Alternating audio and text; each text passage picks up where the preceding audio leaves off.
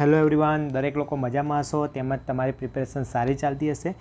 GWSSBનું interview જે છે એની આપણે ક્વેશ્ચન સિરીઝ ચાલુ કરી છે. ઓલરેડી આપણે 5 વિડીયો અપલોડ કરી ચૂક્યા છીએ. આઈ થિંક આ 6થો વિડીયો છે ઓલરેડી ક્વેશ્ચન ઉપર. એના પહેલાં બીજા 2, એક ઇન્ટરવ્યૂની સ્ટ્રેટેજી અને બીજું આસિસ્ટન્ટ એન્જિનિયરના રોલ આપણે ડિસ્કસ કરી ચૂક્યા છીએ. ઓલરેડી આપણે 23 ક્વેશ્ચન ડિસ્કસ કરી ચૂક્યા છીએ. હવે આપણે આગળ જવાનું છે. બધા જ ક્વેશ્ચન જે છે આપણે પ્રેક્ટિકલ અને ડિપાર્ટમેન્ટલ ક્વેશ્ચન લઈએ છીએ. સાથે સાથે ઇન્ટરવ્યૂની અંદર કોઈ ઇમ્પોર્ટન્ટ ક્વેશ્ચન હોય તો એ પણ આપણે ડિસ્કસ કરીએ છીએ વિથ કાઉન્ટર ક્વેશ્ચન. કોઈ પણ કાઉન્ટર ક્વેશ્ચન બને એ પણ હું તમને કહી દઉં છું કે અહીંયા ત્યાં ક્વેશ્ચન બનશે, એટલે એ તમારો કોન્સેપ્ટ અહીંયા ક્લિયર થઈ જાય છે. ઓકે, તો જે લોકો ચેનલ પર નવા છે પહેલાં ચેનલને સબસ્ક્રાઈબ કરી દો. અને મિત્રો તમને યાદ કરી દઉં કે ચેનલ પર જે તમે વિડીયો જોવો છો તો યુટ્યુબ પર જે પણ વિડીયો જોવો છો એ વિડીયોમાં લાઇક અને કોમેન્ટ કરવાનું ફ્રીમાં હોય છે. ઓકે, તો ફ્રીમાં લાઇક અને કોમેન્ટ કરી શકો છો. વિડીયો આપણે 1000 વ્યૂ પહોંચે છે પણ લાઇક ખાલી 70 કે 80 હોય છે. તો એ વસ્તુ થોડી ડિમોટિવ કરે છે. સાથે સાથે યુટ્યુબની અંદર એક એનાલિસિસ આવે છે ઇમ્પ્રેશન બાય ક્લિક કરીને, જેમાંથી વિડીયોને રેટિંગ ઓનલી 10માંથી 1 જ માર્ક્સ મળે છે. એનું રીઝન એવું છે કે મોસ્ટલી બધા સ્ટુડન્ટ જે છે એ ડાઉનલોડ કરીને વિડીયો જોતા હોય છે. એટલે જે 1 કલાકનો વિડીયો હોય છે એની અંદર વોચિંગ એવરેજ મિનિટ જે છે એ જસ્ટ ખાલી 10 મિનિટ કરતાં પણ ઓછી મળતી હોય છે. તો થોડું એના કારણે પણ ડિમોટિવ્સ મળે છે. જસ્ટ 10માંથી 1 માર્ક્સ એટલે આપણી કન્ટેન્ટ અથવા તો લોકો વચ્ચેથી છોડીને જતા રહે એવું પણ બની શકે, અથવા ડાઉનલોડ કરીને જોઈ શકે. ડાઉનલોડ કરીને જોવાનો કોઈ માઇનસ પોઈન્ટ નથી, બટ થોડો એટલો સપોર્ટ કરો કે જેથી ચેનલના રેટિંગ્સ જળવાઈ રહે અને આપણી કન્ટેન્ટ જે છે એ ફ્રૂટફુલ રહે બધા માટે, તમારા માટે અને મારા માટે પણ. ચલો, તો આપણે ડિસ્કસ કરવા જઈ રહ્યા છીએ આજના ક્વેશ્ચન. તો આજના ક્વેશ્ચન ડિસ્કસ કરીએ એના પહેલાં મેં તમને કીધું એ પ્રમાણે ઘણા વિદ્યાર્થીઓ મને ડાઉટ કર્યા છે. ડાઉટ જે છે હું તમને સોલ્વ કરી દઉં એટલે ઘણા વિદ્યાર્થીઓના બીજાના પણ ડાઉટ હશે એ પણ ક્લિયર થશે. તો અહીંયા એક ક્વેશ્ચન હતો હાઇબ્રિડ પાઇપ માટે. તો એમ કેવું હતું કે MS પાઇપ આટલી મોંઘી છે તો કેમ યુઝ થાય છે? તો MS પાઇપ મોંઘી છે, નો ડાઉટ મોંઘી એટલા માટે જોઈએ કે એની ક્વોલિટી વધારે હોય, બરાબર. એ પ્રમાણેની ક્વોલિટી પણ આપણને સામે મળતી હોય છે. બીજી વસ્તુ કે MS પાઇપ જે છે, સપોઝ કે મારે એક લાર્જ ડાયામીટરની પાઇપ બનાવી છે તો હું સેમ પાઇપ સાથે કમ્પેર કરું. એક CI પાઇપ લઈ લઉં, એક DI પાઇપ લઈ લઉં, એક MS પાઇપ લઈ લઉં. ઓકે, તો એ બધામાં MS પાઇપ જે છે એ સૌથી લાઇટ વેટ હોય છે. અને બીજું કે એને આપણે જેટલી લોંગ કન્સ્ટ્રક્શન કરવી, ઓલમોસ્ટ આપણે 12 મીટર સુધી પણ એને કન્સ્ટ્રક્ટ કરવી હોય તો કરી શકીએ છીએ. એટલે એને મેન્યુફેક્ચરિંગ કરવું હોય તો કરી શકીએ છીએ. અને સાથે સાથે એ ફ્લેક્સિબલ છે. ફ્લેક્સિબલ છે ઇટ મીન્સ કે એ કોઈક વાઇબ્રેશન પ્રોન એરિયા હશે, વાઇબ્રેશન પ્રોન એરિયાની અંદર પણ જો મારે એ ઇન્સ્ટોલ કરવી હશે તો એ એરિયામાં પણ એ પાઇપ ચાલશે. તો વેરિયસ એના એડવાન્ટેજીસ હોય છે જેના કારણે આપણે MS પાઇપ યુઝ કરીએ છીએ. મેં તમને વાત કરી કે હાઇબ્રિડ પાઇપમાં આપણે MS પાઇપને લઈએ છીએ. તો એ ડાઉટ એક સ્ટુડન્ટનો હતો.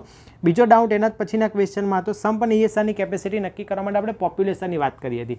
તો સ્ટુડન્ટનું કહેવું એમ હતું કે સર એ પોપ્યુલેશન આપણે 30 વર્ષ પછીની લેશું. ના, તો સ્ટોરેજ માટેની જે પોપ્યુલેશન છે આપણે જે વર્ષમાં આપણે ડિઝાઇન કરીએ છીએ એ જ વર્ષની આપણે પોપ્યુલેશન લઈએ છીએ. ઓકે, તો અહીંયાથી આટલા ક્વેશ્ચન હતા.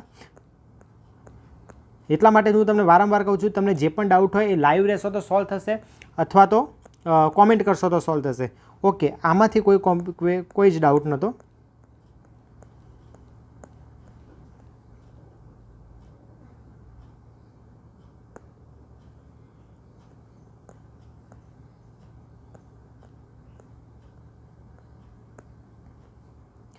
ત્યારબાદ અહીંયાથી PSCની અંદર મેં તમને માહિતી આપી હતી લાસ્ટ ટાઈમ. એ PSCની અંદર મેં તમને એક માહિતી આપવાની રહી ગઈ હતી મારે.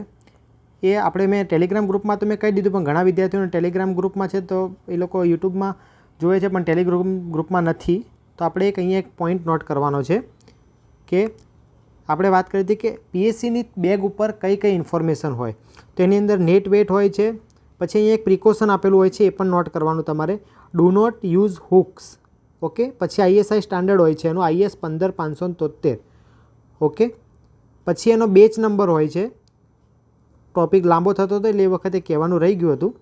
અને આ ઉપરાંત એક બહુ જ મોસ્ટ ઇમ્પોર્ટન્ટ હોય છે એ પ્રિકોશન જે એલમ કરતાં એને અલગ પાડે છે. In case of contact with skin or eyes wash with plenty of water. Plenty of વોટરથી તમારે જે પાર્ટ બોડીનો, સપોઝ કે આપણી આઈઝ એના કોન્ટેક્ટમાં આવી છે તો તમને આંખોમાં બળતરા અથવા તો દુખાવો, એમ મોઢા પર નાની નાની ફૂલ્લીઓ પડી જશે, આવા પ્રોબ્લેમ્સ થઈ શકે છે. તો એ કેસની અંદર તમારે પ્લેન્ટી ઓફ વોટર હાથથી એને તરત વોશ કરી નાખવાનું છે. ઇટ મીન્સ કે આ જે છે કેમિકલ થોડું રિસ્કી છે યુઝ કરવું, એને હેન્ડલિંગ બહુ સારી રીતે કરવું જરૂરી છે. તો આ એક ઇન્ફોર્મેશન આપવાની રહી ગઈ હતી, એ હું અત્યારે કવર કરી લઉં છું. હવે જે છે આપણો મેઇન પોઈન્ટ, જે આજના ક્વેશ્ચન, તો લાસ્ટ જે ટોપિક હતો એની જે લાસ્ટ વિડીયો હતો એની અંદર આપણે 3 ક્વેશ્ચન બાકી રાખ્યા હતા. Water related definition, water footprint અને પ્રોબ્લેમ્સ ઇન પંજાબ, અને આજના બીજા અમુક ક્વેશ્ચન એડ કર્યા છે જે આપણે ડિસ્કસ કરશું. આજની વિડીયોની કન્ટેન્ટ બનાવતા ખૂબ જ વાર લાગી છે, કારણ કે બધું જ મેં ટાઈપ કરેલું છે, બધું જ મેં લખવાનો પ્રયત્ન કર્યો છે. એટલે મિત્રો હું સપોર્ટ કરું છું, એટલા માટે હું સપોર્ટ માગું છું. ટાઈમ દરેક પાસે નથી હોતો. દરેક લોકો એવું વિચારે પાછળ 2ની સ્પીડમાં વિડીયો જોઈશું. સ્પીડમાં વધારીને કે સ્પીડ વધારીને જોવાથી કોઈ ફાયદો થશે નહીં. તમે વિઝ્યુલાઇઝેશન નહીં કરી શકો, તમને યાદ રહેશે નહીં. ઓકે, એટલે બને તો લાઈવ રહો, એટલે અમારું પણ મોટિવેશન જળવાઈ રહે. 30 લાઈવ રહે એટલું મારો લેવલ નથી. મારો 7 વર્ષ પ્લસ ટીચિંગ એક્સપિરિયન્સ છે, એટલું મને પણ રિસ્પેક્ટ તમારા તરફથી મળવી જોઈએ. આ ઉપરાંત એક ઇન્ફોર્મેશન મારે તમને અહીંયા શેર કરવાની હતી. નાનામાં નાની ઇન્ફોર્મેશન જો મારાથી કહેવાની રહી જતું હોય તો પણ મને પાછળથી દુઃખ થાય છે. તો એટલો સપોર્ટ જરૂરી છે. અહીંયા એક ઇન્ફોર્મેશન એડ કરજો કે આપણે કીધું હતું કે GWSSB કયા રેટથી પાણી આપે છે. ત્યાં એક સ્ટુડન્ટનો પ્રશ્ન હતો કે જે આપણે પાણી પરચેસ કરીએ છીએ, યસ, તો આપણે કોઈપણ સોર્સમાંથી પાણી લઈએ છીએ. સપોઝ કે હું સોર્સ તરીકે યુઝ કરું છું નર્મદા મેઇન કેનાલનો. ઓકે, તો નર્મદા મેઇન કેનાલ કયા ડિપાર્ટમેન્ટના અંડરમાં આવે? તો SSNLના અંડરમાં આવે. તો આપણે રો વોટરનો પણ ચાર્જ કરીએ છીએ. રો વોટર 5.45 કેટલા રૂપિયા છે, પણ 5.5 રૂપિયા સમથિંગ ભાવ ચાલે છે અત્યારે 1 કિલો લીટરનો. તો એટલા ભાવે આપણે રો વોટર પરચેસ કરીએ છીએ, પછી એને ટ્રીટ કરીને આ ભાવે આપણે આપીએ છીએ. ઓકે, અને આ ભાવની અંદર પણ એક નોટ કરીને લખી દેજો કે એવરી યર 10% ઇન્ક્રીઝ કરવાનું છે. 10% ઇન્ક્રીઝ એવરી યર. ઓકે, તો આ જે માહિતી આપવાની રહી જતી હતી તો એ પણ મેં અહીંયા ક્લિયર કરી દીધેલી છે. તો હવે જોઈએ આપણે આજના પ્રશ્ન. તો આજના પ્રશ્નની અંદર 3 પ્રશ્નો કીધા, સાથે સાથે આપણે ટેકનિકલ એનાલિસિસ કરવાના છે રીચ કેનાલનું. નોર્મલ રીચ કેનાલ તમે જે રીતે વિચારો છો એ રીતે નહીં, પ્રોપર ટેકનિકલ રીઝન જે તમે અત્યાર સુધી ક્યાંય નહીં ભણ્યા હોય. બીજું, નર્મદા રિવરનો આન્સર તમારે કેવી રીતે આપવાનો? પહેલો ક્વેશ્ચન દરેક વિદ્યાર્થીને આ બનશે કે તમે નર્મદા રિવર વિશે શું જાણો છો. તો એક ટેકનિકલ વ્યક્તિએ કઈ રીતે એનો આન્સર આપવો જોઈએ, એના પરથી કયા કાઉન્ટર ક્વેશ્ચન બનશે, તમારો ઇન્ટરવ્યૂ કઈ ડાયરેક્શનમાં જશે, એના વિશે આપણે ચર્ચા કરવાના છીએ. Telescopic and hub and scope design concept શીખવાના છીએ આજે, કે પાઇપલાઇનની ડિઝાઇન જે થાય છે એની અંદર આ 2 અગત્યના કોન્સેપ્ટ છે. સાથે સાથે વોટર સેમ્પલિંગ માટેની 2 ટર્મિનોલોજી છે, ગ્રેપ સેમ્પલિંગ અને કમ્પોઝાઇટ સેમ્પલિંગ, અને કાઉલ એટલે શું. ઓકે, તો કાઉલ વિશેની પણ આપણે ડિસ્કશન કરવાના છીએ. એટ ધી એન્ડ જે છે પ્રેક્ટિકલ પ્રશ્નો લઉં છું, અને નાના નાના પ્રશ્નો છે 3 લાસ્ટમાં, પણ બહુ જ ઇમ્પોર્ટન્ટ ક્વેશ્ચન છે. તો ઓકે, તો સૌથી પહેલો આજનો ક્વેશ્ચન આપણે સ્ટાર્ટ કરીએ કે રો વોટર રિલેટેડ ટર્મિનોલોજી. તો રો વોટર રિલેટેડ ટર્મિનોલોજીની અંદર વાત કરીએ આપણે તો સૌથી પહેલાં રો વોટર. તો રો વોટર એટલે શું? કે રો વોટર એ એવું વોટર છે કે જે આપણે ડાયરેક્ટ સોર્સમાંથી ઉપાડીએ છીએ. તો ડાયરેક્ટ સોર્સમાંથી લીધેલું વોટર કે જેને આપણે ટ્રીટમેન્ટ કર્યું નથી, એને આપણે શું કહીએ છીએ? રો વોટર તરીકે ઓળખીએ છીએ. ઓકે, પછી એના પછી વર્ડ આવે ક્લિયર વોટર. તો સૌથી પહેલાં મેં કોઈ સોર્સમાંથી રો વોટર લીધું, એની મેં ક્વોલિટી ચેક કરી. ઓકે, એ ક્વોલિટી જે મારે જોઈએ છે હશે નહીં, એવી ને એવી મળી જાય તો આપણે કોઈ વોટર ટ્રીટમેન્ટ પ્લાન્ટ કન્સ્ટ્રક્ટ કરવાની જરૂર જ નથી. ઓકે, કોઈ પ્રિકોશન રાખવાની જરૂર જ નથી. તો એના માટે શું કરવું પડે? એ વોટરને આપણે ટ્રીટમેન્ટ કરવું પડે. તો એ વોટરનું ટ્રીટમેન્ટ કર્યા પછીનું જે વોટર છે એને આપણે ક્લિયર વોટર તરીકે ઓળખશું, અથવા તો ટ્રીટેડ વોટર તરીકે ઓળખીશું. ઓકે, આઈ થિંક આ ટર્મિનોલોજી તમને ક્લિયર થતી જશે. Okay, next point, portable water એટલે શું? બહુ જ ઇમ્પોર્ટન્ટ 2 વર્ડ છે, portable and પેલેટેબલ and wholesome. 3 word. આ 3 વર્ડ તમને કન્ફ્યુઝ કરશે. ઓકે, એકચ્યુઅલી આમાં એક જ ક્વેશ્ચનમાં લઈ લીધો છે, પણ ઓલમોસ્ટ 11-13 ટાઈપના વોટર મેં કન્સ્ટ્રક્ટ કર્યા છે, વોટર રિલેટેડ ટર્મિનોલોજી. એટલે 13 પ્રશ્નો તમારા અહીંયાથી ક્લિયર થશે, ને એમાંથી તમે મેં ટ્રાન્સક્રિપ્ટ મૂકી છે, એ ટ્રાન્સક્રિપ્ટની અંદર 4 પ્રશ્નો તો આમાંથી જ છે. ઓકે, ચલો. પોર્ટેબલ વોટર એવું વોટર કે જે ફિટ છે શેના માટે? ડ્રિંકિંગ માટે. તો ડ્રિંકિંગ માટે ફિટ વોટરને આપણે શું કહીએ છીએ? Portable water. Next, palatable water. તો આ પાણી કેવું હશે? Aesthetically look good but doubt on chemical parameter. તમે જોશો તો તમને એકદમ ક્લીન લાગશે, પણ એની અંદર જે કેમિકલ પેરામીટર્સ છે એ ડિસ્ટર્બ હોઈ પણ શકે અને ના પણ હોઈ શકે. ઇટ મીન્સ કે ડિઝાયરેબલ ક્વોન્ટિટીમાં હશે અથવા ડિઝાયરેબલ ક્વોન્ટિટીમાં નહીં હોય. જો ડિઝાયરેબલ ક્વોન્ટિટીમાં હશે તો એ આપણે પીવાલાયક પાણી કહીશું, અથવા નથી તો એ આપણા માટે પીવા લાયક નથી. હવે નેક્સ્ટ પોઈન્ટ, હોલસમ વોટર. તો હ્યુમન માટે હાર્મફુલ ના હોય એવા વોટરને આપણે હોલસમ વોટર તરીકે ઓળખીશું. ચલો એક વોટરનું સેમ્પલ લઉં છું. ઓકે, એની અંદર સ્ટાન્ડર્ડ ક્રાઇટેરિયા મારો છે કોઈક એક પેરામીટર્સ માટે, સપોઝ કે 10 એક્ઝામ્પલ તરીકે. ઓકે, પણ અમુક વખત એની લિમિટ, અપર લિમિટ એક્સ્ટ્રા પણ હશે કે 10 થી 20. સ્ટાન્ડર્ડ જોઈએ છે મારે 10, બટ જે મેં વોટરનું ટેસ્ટિંગ કર્યું સપોઝ એની 20 મળી, તો સ્ટાન્ડર્ડ નથી, બટ એ હ્યુમન માટે હાર્મફુલ નહીં હોય, એટલે કે ડ્રિંકિંગ કરી શકાય એવું છે, ડ્રિંક માટે ફિટ છે, તો એવા વોટરને આપણે શું કહીશું? હોલસમ વોટર કહીશું. એટલે હ્યુમન માટે હાર્મફુલ ના હોય એવા વોટરને હોલસમ વોટર તરીકે ઓળખવામાં આવે. Okay, next question, polluted water એટલે શું? તો વોટર ક્વોલિટી પેરામીટર અનડિઝાયરેબલ ક્વોન્ટિટીમાં હશે એવા વોટરને આપણે પોલ્યુટેડ વોટર તરીકે ઓળખીએ. સપોઝ કે TDS કેટલું જોઈએ? 500. ઓકે, અપર લિમિટ છે 2000, જ્યારે કોઈ સોર્સ અવેલેબલ ના હોય ત્યારે. ઓકે, બટ સપોઝ કે જે હું સોર્સમાંથી પાણી લઉં છું એની લિમિટ છે 2500.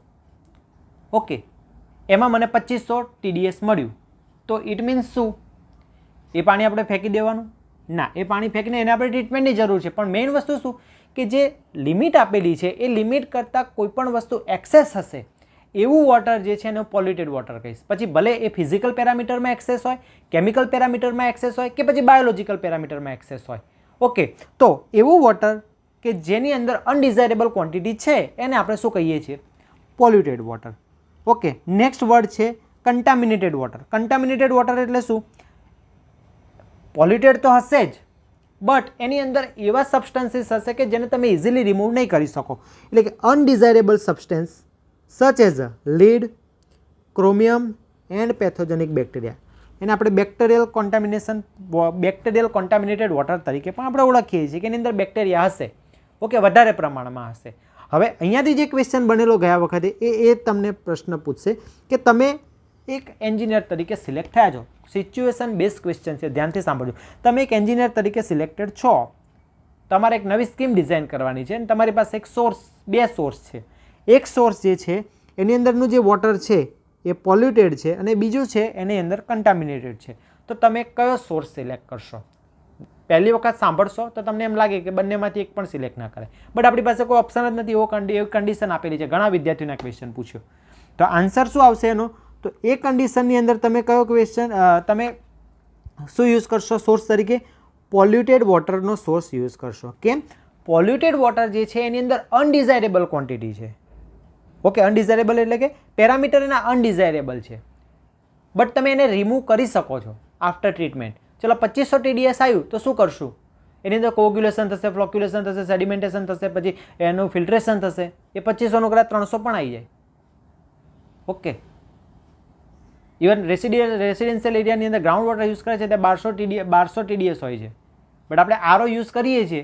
આરોનું વોટર, આરોમાંથી એ લાવીએ તો આપણે 90, 80, 90, 100, 150 સુધી આવી જાય છે. સમજો છો? તો એ જે છે એ પોલ્યુટેડ વોટર હશે, એને તમે ટ્રીટમેન્ટ પોસિબલ છે અથવા ઇકોનોમિકલ છે. શબ્દ સાંભળજો, એવું નથી કે કન્ટામિનેટેડ વોટર જે છે એનું ટ્રીટમેન્ટ પોસિબલ નથી.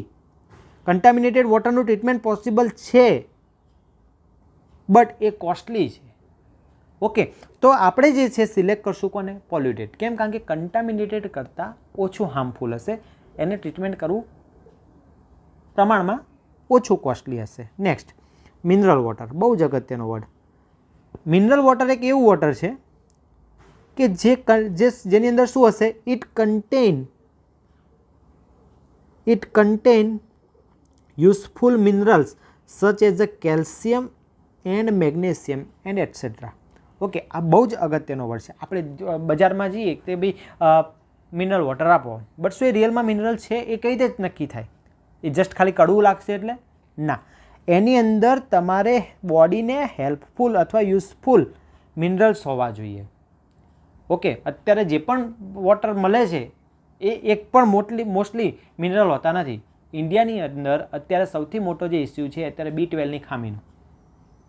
દરેક ઘરે અત્યારે B12 ચેક કરાવો તો ઓછું જ આવે, કારણ કે એની અંદર જે યુઝફુલ મિનરલ્સ છે એ નથી હોતા. ઓકે, તો મિનરલ વોટર એ કેવું વોટર છે? It contain useful minerals such as a calcium, magnesium etcetera, કે જે બોડીને યુઝફુલ છે. બીજા પણ તમે જોઈ શકો છો કે જે બોડીને હેલ્પફુલ હશે. ચલો હવે થોડા વર્ડ જે છે એ ઇમ્પોર્ટન્ટ છે અને દરેકને પૂછશે. ગ્રે વોટર એટલે શું? તો ગ્રે વોટર એટલે શું?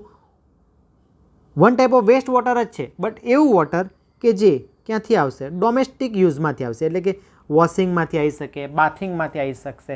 એની મતલબ કે એની અંદર હ્યુમન એક્સેટ્રા નહીં હોય એવું વોટર, એને આપણે ગ્રે વોટર કહીશું. જ્યારે બ્લેક વોટર શું છે? એ હ્યુમન એક્સેટ્રા એની અંદર ઇન્વોલ્વ હશે, એટલે કે ટોયલેટ એન્ડ યુરિનલ્સમાંથી આવતું હશે. ઓકે, તો આ મેઇન ડિફરન્સ ગ્રે વોટર અને બ્લેક વોટરનો. ઇમ્પોર્ટન્ટ રહેશે ગ્રે વોટર. કેમ? કારણ કે અત્યારે દરેક જગ્યાએ ગવર્મેન્ટ નેક્સ્ટ પ્રોજેક્ટ લાવવા જઈ રહી છે અને એ પ્રોજેક્ટ છે ગ્રે વોટર ટ્રીટમેન્ટ પ્લાન્ટનો. ઓકે, તો ગ્રે વોટર જે છે તમારે થોડું ડિટેલમાં આપણે ગ્રે વોટર ટ્રીટમેન્ટ પ્લાન્ટનો ક્વેશ્ચન આઈ થિંક મેં ટેલિગ્રામમાં મૂક્યો છે. ઇન કેસ જો નહીં મૂક્યો હોય તો આપણે ફરીથી એક વખત મૂકી દઈશું અથવા અહીંયા પણ આપણે કવર કરી લઈશું. Okay, next question, blue water. તો એ one type of fresh water છે. કેવું ફ્રેશ વોટર? એટલે કે વોટર ફ્રોમ, જો આ બધી વસ્તુ કેવું છે તમે સાંભળેલું હશે. ઓકે, કે ભાઈ લેકમાં પાણી હોય, રિવરમાં હોય, બધું ખબર જ છે, બટ એની પ્રોપર ટર્મિનોલોજી તમને ના ખબર હોય. ઓકે, એટલે આ વસ્તુ અહીંયા ઇમ્પોર્ટન્ટ બનશે. તો બ્લુ વોટર એટલે શું? તો water from lake, river and aquifer, એટલે કે આમાંથી જે પાણી મળશે એને આપણે બ્લુ વોટર કહેશું. પછી next word green water. Green water એટલે શું? કે આપણને ખબર છે કે પ્લાન્ટ પોતાના ગ્રોથ માટે શું કરે? સોઇલમાંથી વોટર એક્સટ્રેક્ટ કરે છે. એ એક્સટ્રેક્ટ કરશે એટલે એની અંદર પણ અમુક એમાઉન્ટની અંદર વોટર રહેલું હશે. તો વોટર જે પ્લાન્ટમાં રહેલું છે, ટ્રીઝમાં રહેલું છે, વેજીટેશનમાં રહેલું છે, એને શું કહેવામાં આવે? Green water. અને ગયા ઇન્ટરવ્યૂમાં ઘણા લોકોને પ્રશ્ન પૂછ્યો, સ્ટાર કરીને આપું છું તમને. વર્ચ્યુઅલ વોટર એટલે શું? વર્ચ્યુઅલ વોટર એટલે શું? Hidden water. Okay, virtual water એટલે શું? Hidden water. ઓકે, આપણે VR ગેમ્સ રમીએ છીએ. ઓકે, તો એ જસ્ટ આપણે એને ડાયરેક્ટલી ટચ ના કરી શકીએ. ઓકે, બટ આપણને એ વસ્તુ રિયલમાં ભલે આપણે ટચ નથી કરતા બટ એ છે. તો hidden water in products is called as a virtual water. Example લેવું હોય તો હું એક એક્ઝામ્પલ લઉં જેનાથી તમે સમજી શકશો. આપણે તરબૂચ, વોટરમેલન,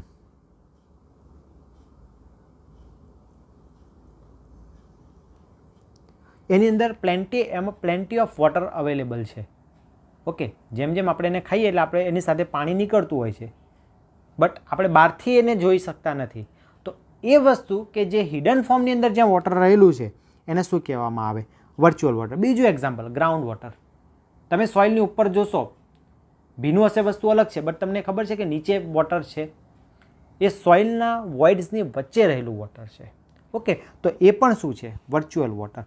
મતલબ કે જે પણ હિડન વોટર છે એને આપણે શું કહેશું? Virtual water. તો આટલી બેઝિક ઇન્ફોર્મેશન છે, લગભગ તમારું ઇન્ટરવ્યૂ અહીંયાથી સ્ટાર્ટ થઈ શકે. ઓકે, તો આ હતો ફર્સ્ટ ક્વેશ્ચન. આઈ હોપ કે દરેક લોકોને ગમે છે. જે લોકો લાઈવ જોવે છે એ લોકો સજેશન આપતા રહેજો. જો ગમતું હોય તો યસ લખજો, આઈડિયા આવતો હોય તો યસ લખજો. Next, what is water footprint? હવે આ જે છે ને કોન્સેપ્ટ એ ઇમર્જિંગ કોન્સેપ્ટ છે. ઇમર્જિંગ કોન્સેપ્ટ એટલે નવા આઈડિયાઝ જે છે એ દરેક ફિલ્ડમાં આવતા રહેતા હોય છે. ઓકે, તો એવો આ એક ક્વેશ્ચન છે જે અત્યારે દરેક કન્ટ્રી આના પર ફોકસ કરે છે. તો શું છે વોટર ફૂટપ્રિન્ટ? સમજીએ. ધ વોટર ફૂટપ્રિન્ટ મેઝર્સ, શું કરે છે? એક શું છે? ટેકનિક છે. Measures the amount water used to produce each of the goods and service we use. goods and service ને પ્રોડક્શન માટે જે વોટર યુઝ થાય છે એને શું કહીએ છીએ? Water footprint. હવે શું છે કે એક વોટર છે, સોર્સ છે એનું, એટલે એ જનરલી આપણે શું આપણા માટે પહેલાં વિચારો તો એનો ફ્રેશ વોટરનો આપણે યુઝ આપણા પર્પઝ માટે કરવાનો છે. એટલે મેં હ્યુમન એક્ટિવિટી માટે, એક સમજી લો કે પીવા માટે, બીજું નાહવા માટે. હ્યુમન એક્ટિવિટી માટે આપણે યુઝ કરીએ છીએ એને આપણે ડાયરેક્ટ યુઝ કહીશું. ડાયરેક્ટ યુઝ પણ એને કહી શકાય. પણ અમુક વસ્તુ અમુક જગ્યાએ એવી છે જેમ કે કોઈ કંપની, કોઈ ઓર્ગેનાઇઝેશન જે કંઈક વસ્તુનું પ્રોડક્શન કરે છે તો એ પ્રોડક્શનની અંદર પણ શું કરે છે? યુઝ કરે છે. કોનો? વોટરનો. તો એ વોટરનો જે યુઝ કરે છે એને આપણે શું કહીએ છીએ? વોટર ફૂટપ્રિન્ટનો. ઓકે, એટલે ઇટ મીન્સ કે આપણે જે વોટર્સનો સોર્સ છે એ વોટરને આપણે લઈએ છીએ, એક એનો યુઝ થશે અને બીજું એ as a waste water generate થશે. ઓકે, એટલે કોઈ કંપની સપોઝ કે હું હાઇડ્રો પાવર જનરેશન કરું છું તો હાઇડ્રો પાવર જનરેશન થાય છે, પાવર જનરેશન થાય છે તો પછી શું એ વોટર જે છે એ આપણા માટે યુઝફુલ નથી રહેતું? યુઝફુલ રહે છે. એ ગ્રીન ટાઈપ છે, ગ્રીન વોટર ફૂટપ્રિન્ટ તરીકે ઓળખીએ આપણે એને, ગ્રીન એનર્જી તરીકે ઓળખીએ.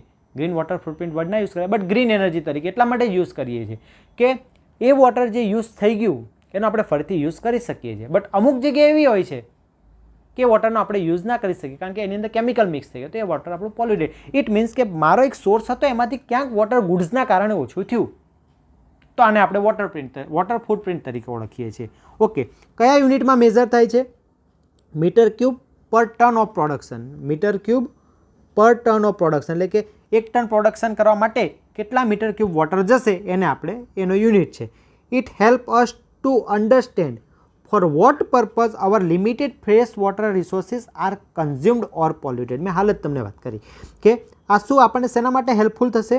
તો આપણને જાણકારી મળશે કે આપણી પાસે જે લિમિટેડ ફ્રેશ વોટરનો રિસોર્સ છે એ ક્યાં જાય છે અથવા કઈ રીતે પોલ્યુટેડ થાય છે કે જેના કારણે આપણે યુઝ કરી શકતા નથી.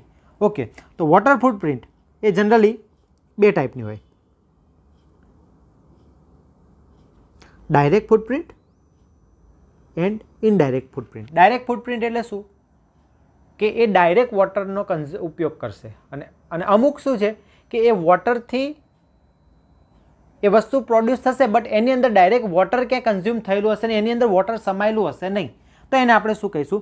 Indirect footprint. આ એટલું બધું કામનું નથી આ વર્ડ, બટ જે મેઇન છે એની definition. Okay, blue water footprint. Blue water footprint એટલે કોઈ ગુડ્સની અંદર તમે પ્રોડક્શન કર્યું અને એ પાણી ક્યાંથી ઓછું થયું?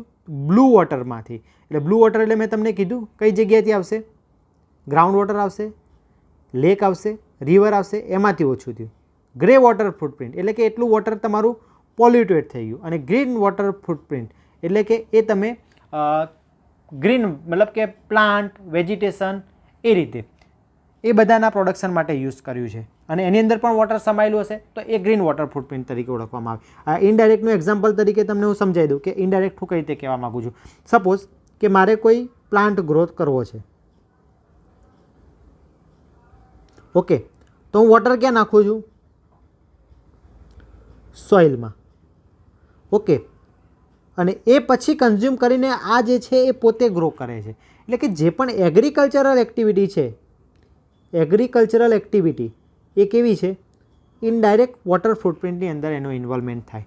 ઓકે, થોડું પ્રેક્ટિકલ મીન્સ કે થોડો અલગ કોન્સેપ્ટ છે એટલે કદાચ તમને સમજવામાં થોડી તકલીફ પડી શકે. ઓકે, એવું લાગે તો આફ્ટર લાઈવ તમે ફરીથી પણ આ વારંવાર કોન્સેપ્ટ રિપીટ કરશો તો તમને આઈડિયા આવી જશે.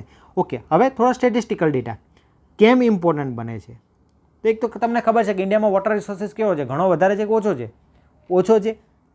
તેમ છતાંય India has the highest water footprint. એટલા માટે અહીંયાથી ક્વેશ્ચન બને છે.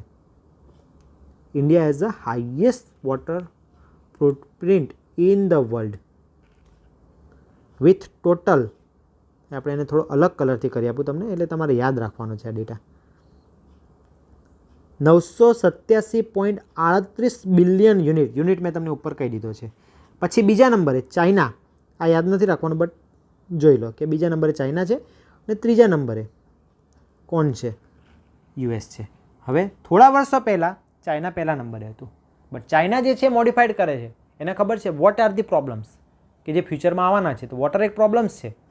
ઓકે, તો એને આ વસ્તુ પર થોડો સ્ટે લગાવ્યો, એવી ટેકનોલોજી લાવ્યા કે જે મિનિમમ યુઝ થાય. ઓકે, તો આ જે છે એક વર્ડ જે તમે ટેકનિકલ વર્ડ જ્યારે ઇન્ટરવ્યૂમાં કંઈ પૂછવામાં આવે કેમ ઇન્ડિયાની અંદર વોટર મેનેજમેન્ટ નથી થતું, તો આ પણ એક ટોપિક તમે લઈ શકો છો. સમજો છો? ચલો નેક્સ્ટ ટોપિક, નેક્સ્ટ ક્વેશ્ચન. પંજાબની અંદર અત્યારે વોટર રિલેટેડ કયા ઇસ્યુઝ જોવા મળે છે? એકલા પંજાબની વાત નથી, આ આખા ઇન્ડિયાની વાત છે, આખા વર્લ્ડની વાત છે. બટ પ્રોબ્લેમ્સ પંજાબની અંદર થાય છે. મારે જે ક્વેશ્ચન બન્યો તે પંજાબ રિલેટેડ બન્યો હતો એટલે મારે અહીંયા પંજાબ અત્યારની કન્ડિશનમાં સૌથી વધારે વોટર સ્કેર્સિટી જે ઉનાળામાં જોવા મળી, મેગા સિટીની વાત કરું તો એ બેંગ્લોરમાં, દિલ્હીમાં આવી મેગા સિટીની અંદર જોવા મળી. કેમ આવું થયું? તો આપણો એક ડેડિકેટેડ વિડીયો આવશે water scarcity in Bangalore and Delhi. Bangalore વિશે તો હું 100% બનાવવાનું છું, કદાચ દિલ્હીનો તમને ટાસ્ક આપી દઉં, બરાબર, દિલ્હી માટેનો, પણ આપણે બેંગ્લોર માટે જોવાના છીએ ફ્યુચરમાં. ઓકે, તો પંજાબની અંદર વોટરની અંદર શું તકલીફ આવી? તો સૌથી પહેલાં આપણે એક બદલી કાઢીએ હાઇલાઇટર. ઓકે, તો શું છે પંજાબની અંદર વોટર પ્રોબ્લેમ્સ આવ્યો. પહેલી વસ્તુ, તમને શું લાગે છે કે પંજાબમાં નદીઓની કમી છે? પંજાબ 5 નદીઓનો પ્રદેશ છે, મોટી નદીઓનો. બીજી વસ્તુ, જો ત્યાં નદીઓ ના હોય કે પાણી નથી તો પંજાબને અન્નનો કોઠાર ના કહેવાય. આપણે નાના હતા ત્યારે ભણતા હતા કે પંજાબને અન્નનો કોઠાર કહેવામાં આવે છે. કારણ આપો, સામાજિક કારણ આપી સમજાવો. આવો આપણે નાના હતા ત્યારે ભણતા હતા ને હાલ પણ એ વસ્તુ છે જ. એગ્રીકલ્ચરમાં પંજાબ મોખરે છે, આગળ છે, બરાબર. તો ઇટ મીન્સ કે પહેલી વસ્તુ પાણી તો છે જ, નથી એવું નથી. બટ શું પ્રોબ્લેમ આવ્યો કે જેનામાં લીધે પંજાબની અંદર ડ્રિંકિંગ વોટરની અંદર ઇસ્યુઝ જોવા મળે? તો પહેલી વસ્તુ વોટર સ્કેર્સિટી જોવા મળી. પંજાબની અંદર ડ્રિંકિંગ વોટરનો સોર્સ જે છે એ surface as well as ground water છે, બંને સોર્સ છે. એટલે ઇમ્બેલેન્સ સર્જાય એટલે કોઈક એક સોર્સ ઉપર લોડ પડે.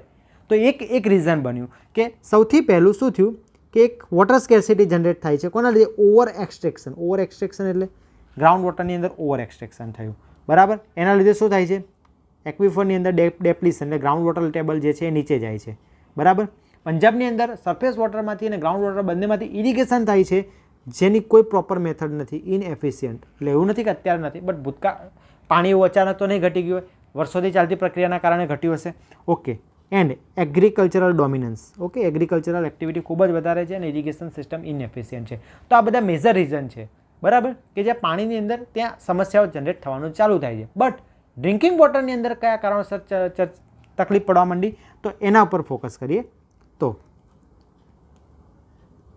સમજો, વોટર ક્વોલિટી પેરામીટર જે છે એ ચેન્જ થઈ ગયા.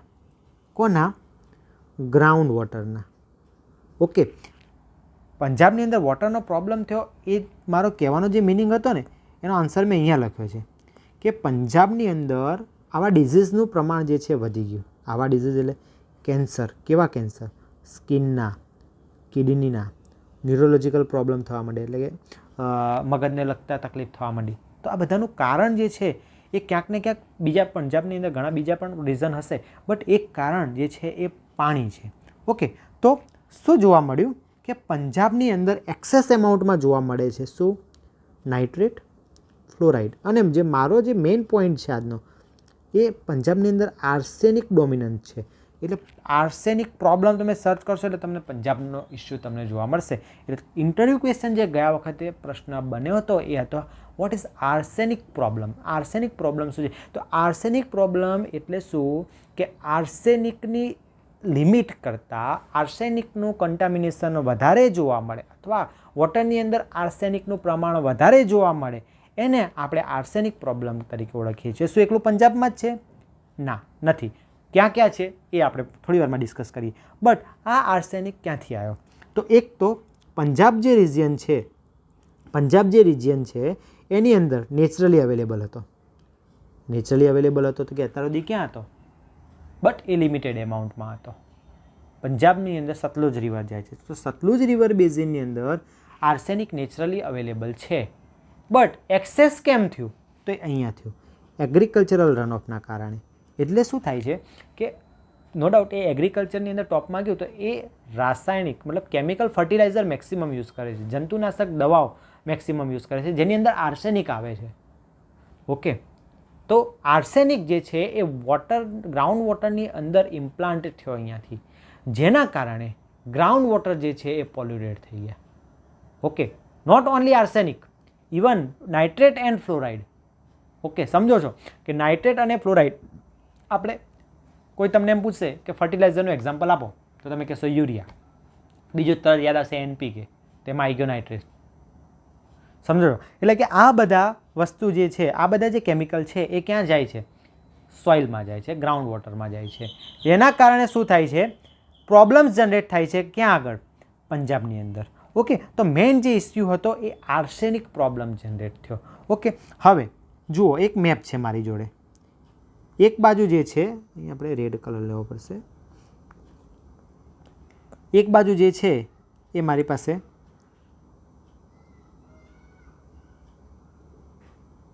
ફ્લોરાઇડ છે અને બીજી બાજુ જે છે એ આર્સેનિક છે. સાચી ઇન્ટરવ્યૂની તૈયારી યાદ છે. બેઝિક ડેફિનેશનો કે એન્વાયરમેન્ટ એન્જિનિયરિંગને 4-5 પત્તા વાંચી કે એકાદી કોઈક એકેડેમીની PDF વાંચી કરશો, that is not enough.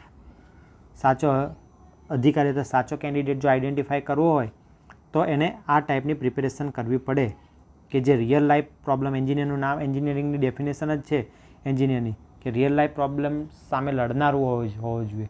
Okay, તો આ જે છે એ રિયલ લાઈફ પ્રોબ્લેમ છે કે ઇન્ડિયા જે છે એની અંદર, અહીંયા આપણે વાત કરીએ પ્રમાણે થોડી સ્ક્રીન નાની કરવી પડશે મારે, take a minute. Okay, India જે છે એની અંદર ફ્લોરાઇડ જે છે ડે બાય ડે વધે છે. એટલે અહીંયા મેં ફ્લોરાઇડ કન્ટેન્ટ લીધી, અહીંયા જે છે મેં આર્સેનિક કન્ટેન્ટ લીધી. હવે આ જે ફ્લોરાઇડ જે યલો કલરથી છે ફ્લોરાઇડ છે, જુઓ રાજસ્થાન આખો, ગુજરાત આખો, પંજાબની અંદર આ એરિયામાં, ઓકે, નીચેના એરિયા જુઓ, આ સાઈડ આખું, દરેક જગ્યાએ ફ્લોરાઇડના ઇસ્યુ જે છે અત્યારે જોવા મળે છે. Right or wrong? Yes, right. Next, arsenic issue. Arsenic જુઓ હજુ બહુ ઓછી જગ્યાએ છે, બરાબર. તો આર્સેનિક જે છે આ પંજાબની અંદર જુઓ. ઓકે, તો પંજાબની અંદર આર્સેનિકના ઇસ્યુ છે. ઇવન પંજાબના આઈ થિંક 4-1 વર્ષ પહેલાંનો મેં રિપોર્ટનું એનાલિસિસ કરીને લગભગ 7 જિલ્લા, 7 કે 13 જિલ્લાના નામ મેં એ વખતના રિપોર્ટમાં મેં વાંચેલા છે. ઓકે, તો આ જે છે એ શું છે? આર્સેનિક રિલેટેડ ઇસ્યુ છે. ઓકે, હવે આ આર્સેનિક પંજાબની અંદર છે, સાથે સાથે તમે જુઓ અહીંયા આ એરિયામાં, યુપી બાજુ છે, આ એરિયામાં છે અને આ એરિયામાં પણ છે. ઇટ મીન્સ કે આર્સેનિક કન્ટામિનેશન પણ આપણા ઇન્ડિયાની અંદર સ્ટાર્ટ થયેલું છે. ઓકે, હવે જે ફોકસ છે મારો એ પંજાબ ઉપર છે. તો આ આપણી પાસે બે મેપ છે, જેની અંદર અહીંયા જુઓ શું છે, સોરી, આ ફ્લોરાઇડ. તો આ છે ફ્લોરાઇડ અને અહીંયા છે આર્સેનિક. ઓકે, આ ઉપરાંત નાઇટ્રેટ પણ છે. હવે થોડું ફોકસ ગુજરાત પર પણ કરી લો, કારણ કે મારે ગુજરાતની અંદર ગુજરાતની અંદર વોટર મેનેજમેન્ટનો એક વિડીયો બનાવવાનો છે. પણ એ અમુક વિડીયો જે છે, પાઇપ છે, વાલ છે, એ બધા વિડીયો તો જ આપવામાં આવશે કે જો સપોર્ટ મળશે. ઓકે, સપોર્ટ ઇટ મીન્સ કે હું આમાં કોઈ કમાવા માટે કે એવી રીતે નથી કરતો. ઘણા વિદ્યાર્થીઓ મને પર્સનલી ઓળખે છે, ઘણા લોકોએ મારો કોન્ટેક્ટ કર્યો છે, એટલે દરેક લોકોને મારો ગોલ ખબર છે કે હું કયા હેતુથી આ કરું છું. ઓકે, તો આમાં કોઈ મારો કમાવાનો ઇન્ટેન્સ નથી, પણ કે સપોર્ટ ઇટ મીન્સ કે એક કન્ટેન્ટ બનાવતા ને બધામાં આટલી બધી વાર થતી હોય, આવી તમને ક્વોલિટી. આ ક્યાંનો છે ફોટો જુઓ તો બધી અલગ અલગ વેબસાઇટ, એકદમ સ્ટાન્ડર્ડ ડેટા. સોર્સ જલ જીવન મિશન, સોર્સ જલ જીવન મિશન. ઓકે, તો જલ જીવન મિશનની વેબસાઇટ ઉપરથી સોર્સ લીધેલો છે. તો આ બધી વસ્તુ માટે ટાઈમ જાય છે, સારા અક્ષરથી લખવું. ઓકે, આટલી બધી કન્ટેન્ટ આપી, ટેકનિકલ કોન્સેપ્ટમાં સ્ટુડન્ટને કઈ રીતે ઇઝીલી સમજ પડશે, ગુજરાતીમાં કેવું, ઇંગ્લિશમાં કોપી પેસ્ટ કરીને બનાવવું હોય તો તરત ઇઝીલી પણ બની જાય. ઓકે, તો જસ્ટ અમુક વસ્તુ સપોર્ટ જોઈએ કે જે તમારા બનવો જોઈએ. 100 વિદ્યાર્થી લાઈવ હોય તો એક અલગ લેવલનો કોન્સેપ્ટ આવે કે આપણે 100 લેવલના ફ્યુચરના અધિકારીને આપણે ભણાવીએ છીએ. ઓકે, તો ફ્લોરાઇડનો હવે આ એક ગુજરાતનો પણ ઇસ્યુ જોઈ લો. ગુજરાતની અંદર શું છે? ફ્લોરાઇડ છે, યસ ઓર નો? આપણું ગુજરાત જ છે. જો એમાં ઉત્તર ગુજરાત, કચ્છ આખું. એટલે શું તમે કહો અહીંયાનું ગ્રાઉન્ડ વોટર પીવાય?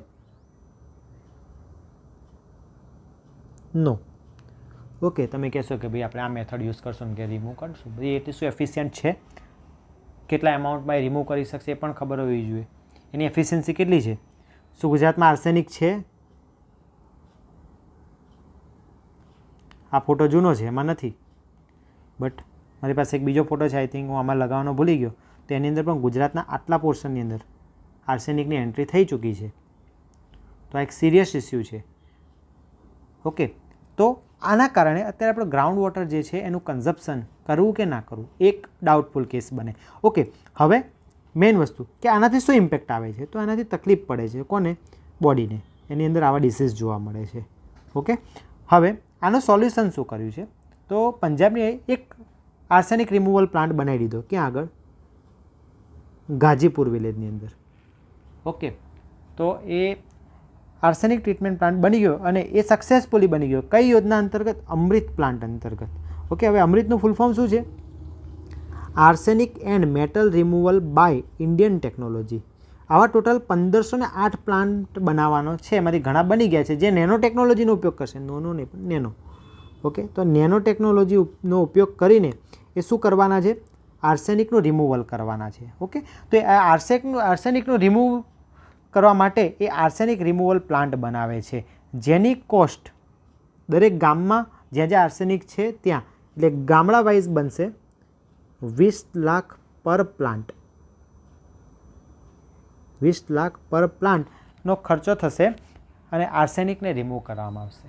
ઓકે, તો આ જે વસ્તુ છે એક ઇમર્જિંગ પ્રોબ્લેમ છે. ઓકે, તો હવે આગળનો પ્રશ્ન જોઈએ. આઈ થિંક તમે આ મુદ્દો સમજ્યા હશો, કેટલો સિરિયસ કેસ છે એ પણ સમજ્યા હશો. એટલે તમને વારંવાર કહેવામાં આવે છે પાણી બહુ અમૂલ્ય છે, તમારા જોડે જે આવે છે એનો યોગ્ય ઉપયોગ કરો. ઓકે, ચલો ટેકનિકલ કોન્સેપ્ટ સમજવાનો છે રીચ કેનાલનો. નોર્મલ રીચ કેનાલની જસ્ટ ડેફિનેશનની મેં તમને પહેલાં જ કીધું હતું કે રીચ કેનાલનો સમજાવીશું હું ટેકનિકલ કોન્સેપ્ટ. ઓકે, તો ટેકનિકલ કોન્સેપ્ટ સમજવો હોય રીચ કેનાલનો તો પહેલાં એક ફિગર ડ્રો કરીએ આપણે. તમને દરેક લોકોને ખબર છે કે રીચ કેનાલ એટલે શું, બરાબર? આ એક બેઝિક ડેફિનેશન થઈ જાય, તમે પ્રિલિમની અંદર ભણ્યા છો. બટ મારે આની અંદરથી જે પ્રેક્ટિકલ ક્વેશ્ચન બનવાના છે એ સમજાવવાના છે. આપણે બ્લેક પેન લઈ લઈએ. ચલો, તો શું કરવું પડે? તો પહેલાં તો રીચ એટલે શું? Top most point. Okay, top most point કે જે બે કેચમેન્ટ એરિયાને શું કરે છે? ડિફરન્સ કરે છે અથવા અલગ પાડે છે, ડિફરન્શિએટ કરે છે. ઓકે, તો એને આપણે રીજ પોઈન્ટ તરીકે ઓળખીએ છીએ. અને એ રીજ પોઈન્ટને જોડતી લાઈન એને આપણે રીજ લાઈન તરીકે ઓળખીએ છીએ. અને એ રીજ લાઈનને અલોંગ જે કેનાલ બનાવશું એને આપણે રીચ કેનાલ અથવા તો વોટરશેડ કેનાલ તરીકે ઓળખીએ છીએ. ઓકે, ચલો હું એક એલિવેશન ડ્રો કરું. કયા પોઈન્ટનું? તો જુઓ, આ એક મેં લાઈન ડ્રો કરી જે ગ્રાઉન્ડનું એલિવેશન બતાવશે. એક બીજી લાઈન ડ્રો કરું અને એક ત્રીજી લાઈન ડ્રો કરું. આ એક જિયોગ્રાફી બતાવું છું હું તમને કે ગ્રાઉન્ડ લેવલ એકચ્યુઅલ કેવું છે. ઓકે, આપણે એક સેક્શન પાડી દઈએ. એક આ વચ્ચેના હું રીચ પોઈન્ટ બતાવીશ કારણ કે ટોપ મોસ્ટ પોઈન્ટ હશે. અને એક આ. હવે હું દરેકના લેવલ લખું. આનું છે 100 મીટર, દરેક યુનિટ મીટરમાં છે એટલે હું હવે ડાયરેક્ટ લખું છું. આનું છે 103 મીટર, આનું છે 101 મીટર. ચલો બીજી લાઈન લઈએ આપણે. 95 મીટર, 98 મીટર અને 96 મીટર. અહીંયા લઈએ 90 મીટર, 92 મીટર અને 88 મીટર. ઓકે, આ એક સમથિંગ મારી જિયોગ્રાફી છે. તો સૌથી પહેલાં રીચ પોઈન્ટ ક્યાં આવશે? તો ચલો હું રીચ પોઈન્ટને બતાવી દઉં રેડ કલરથી. તો આ મારો રીચ પોઈન્ટ થશે. કોઈ એક સેક્શન ઉપરનો ટોપ મોસ્ટ પોઈન્ટ એટલે રીચ પોઈન્ટ. ઓકે, અહીંયા આ રીચ પોઈન્ટ થશે અને આ રીચ પોઈન્ટ થશે. હવે તમારે ડ્રો કરવું હોય તો આની લાઈન આ છે, આ રીતે આની લાઈન આ છે અને આનું આ રીતનું છે. આ બધા ટોપ પોઈન્ટને હું જોઈન કરી દઉં તો આ મારી રીજ લાઈન બની ગઈ. અને એ રીજ લાઈનને અલોંગ હું એક કેનાલ બનાવું છું. આ રેડ કલરની જેવું સમજી લો એક કેનાલ છે. ઓકે, તો એ જે કેનાલ થઈ એ કઈ કેનાલ થઈ? Ridge canal. હવે તમે સમજી શકો છો કે રીજ કેનાલ જે છે એ મેં ટોપ મોસ્ટ પોઈન્ટ પર બનાવી. આપણે એનો વોટરનો ફ્લો બ્લુ કલરથી બનાવીએ. આ ડાયરેક્શનમાં જ ફ્લો થશે, સ્વાભાવિક છે. 103 છે, 98 છે, 92 છે. ઓકે, તો આ ડાયરેક્શનમાં ફ્લો થશે. હવે આ ઇરિગેશન કેનાલ જે છે, પ્રશ્ન પૂછાયેલો છે એટલા માટે ડિસ્કસ કરું છું. આ ઇરિગેશન કેનાલ જે છે એ બંને બાજુ સર્વ કરશે. કેમ? કારણ કે 103થી 100 બાજુ ફ્લો થાય તો યસ થાય. 103થી 101 બાજુ ફ્લો થાય તો થાય. આ સાઈડ પણ થશે, આ સાઈડ પણ થશે, આ સાઈડ પણ થશે. ઓકે, આ એક મારી રિવર છે.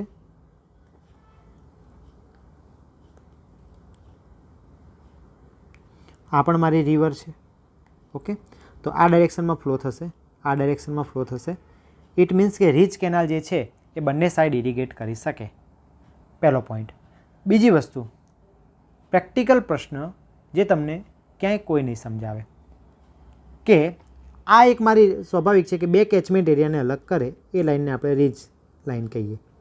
ઓકે, આ આપણો એક પોઈન્ટ લઈ લઈએ. હવે હું તમને આ લાઇનને અનુલક્ષીને બતાવતું, ફરીથી જોજો, ધ્યાનથી જોજો સ્ક્રીનને, આ લાઇનને. તો આ મારું લેવલ છે 100 મીટરનું, આ સાઈડ મારું 101 મીટરનું અને રીચ પોઈન્ટ બતાવું છું 103 મીટરનું. બરાબર, જ્યાં હું એક કેનાલ બનાવવા જવાનો છું. બરાબર, હવે અહીંયાથી મારે કેનાલને લઈ જવી પડે રીચ પોઈન્ટ ઉપર, તો જે રીચ કેનાલ કહેવાય. રિવર તો નીચે છે બંને સાઈડ, આપણે આ સાઈડથી કેનાલ કાઢવાની છે એવું વિચારીએ. રિવર તો નીચે છે, તો સ્વાભાવિક છે કે અહીંયા જવા માટે તમે શું કરશો? પમ્પિંગ કરવાનો વિચાર આવશે તમને. તો પછી તમે એવું કઈ રીતે કહી શકો કે રીચ કેનાલ એ સૌથી ઇકોનોમિકલ છે? એવું તો કહી શકીએ નહીં આપણે, કારણ કે રોજ પમ્પિંગ કરવું પડે. કેનાલ એક દિવસ માટે જ બનાવી નહીં કે ભાઈ વરસાદ આવશે અને પાણી લઈને જતી રહેશે, એવું તો છે નહીં. આ જે છે એ લેવલથી તમારે અહીંયા રીચ પોઈન્ટ અથવા તો રીચ લાઇનવાળી જે કેનાલ છે એમાં પાણી તો પહોંચાડવું જ પડશે રિવરમાંથી, આ રિવરમાંથી. તો એ પાણી કઈ રીતે પહોંચશે એ મારો ક્વેશ્ચન છે. અને આ જ પ્રશ્ન ઇરિગેશનના ઇન્ટરવ્યૂમાં અને GWSSBના ઇન્ટરવ્યૂમાં ગયા વખતે એક કેન્ડિડેટને બને તો રીચ કેનાલ રિલેટેડ, અને ઇરિગેશનમાં તો ઘણા લોકોને બને છે. અને આ ક્વેશ્ચન લીધે ઘણા લોકો રહી પણ છે, કારણ કે કોન્સેપ્ટ નાનો છે, વિચારવાનું કોઈ દિવસ તમને શીખવાડ્યું નથી, કારણ કે તમે તો મટીરિયલ ગોખવાનું શીખવાડવામાં આવે છે દરેક જગ્યાએ. તો કોન્સેપ્ટ શું છે? તો મગજમાં એક જ વસ્તુ યાદ રાખો કે રીજ પોઈન્ટ એ મેક્સિમમ એલિવેશનવાળો પોઈન્ટ છે જે તે સેક્શન ઉપર, દરેક સેક્શન ઉપર નહીં.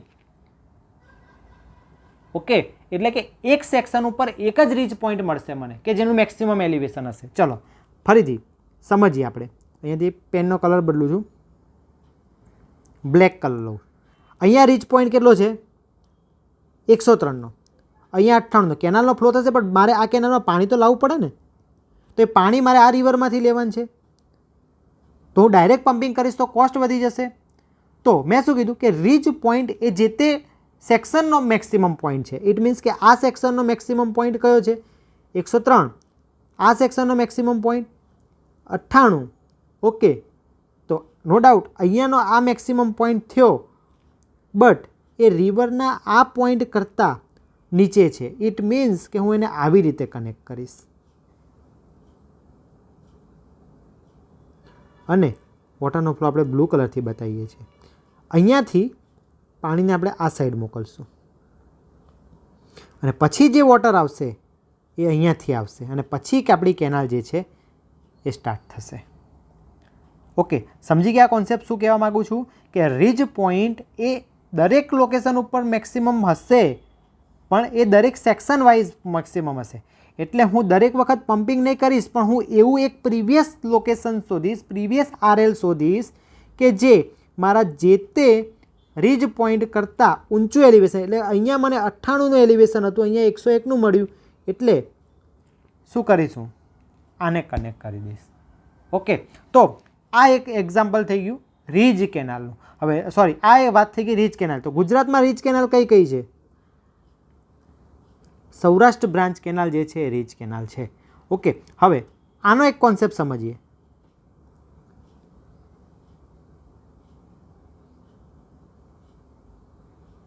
આ આપણું કંઈક આ રીતે ગુજરાત છે.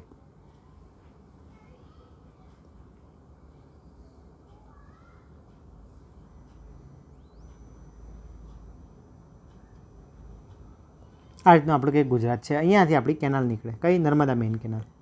ઓકે, થોડું અહીંયાથી આમ છે એવું સમજી લેજો. ઓકે, હવે આ જે કેનાલ નીકળશે આ સાઈડ જશે અહીંયા. ઓકે, હવે મારે સૌરાષ્ટ્ર બ્રાન્ચ કેનાલનું ઓફટેક પોઈન્ટ બતાવવું છે. કદાચ ફિગર આપણી ટુ ધ સ્કેલ નથી એટલે નહીં થોડુંક મેચ થતું, બટ સમજાવવાનો પ્રયત્ન કરું. કદાચ તમે ગુજરાતની જિયોગ્રાફી સમજ્યા હશો તો તમે આઈડિયા આવશે તમને. આપણે એરિયા ઇરેઝર લઈએ.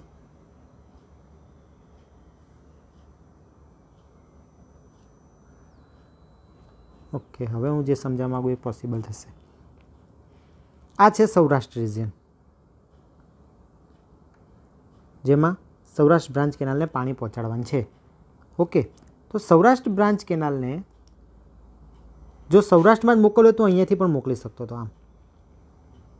ઓકે, બટ છેક એને ઉત્તર ગુજરાતમાં લઈ જવામાં આવી. અહીંયાથી આ HR છે કોનું, નર્મદા મેઇન કેનાલનું, ત્યાંથી 263.20 કિલોમીટર ચેનેજ ઉપર વાય જંકશનના ફોર્મમાં, અહીંયા વાય જંકશન કહેવામાં આવે છે આ એરિયાને, આ સ્ટ્રક્ચરને વાય જંકશન ફોર્મ થાય છે. અને આ જે છે એ સૌરાષ્ટ્ર બ્રાન્ચ કેનાલ અહીંયા અલગ પડી, જ્યાં મહેસાણા જિલ્લાનું કડી આવી જાય છે. ઓકે, કડીનું બી ગામનું નામ પણ કહી દઉં, કરણનગર ગામ આવે છે અહીંયા. કરણનગર ગામથી આ કેનાલ જે છે એ છૂટી પડી.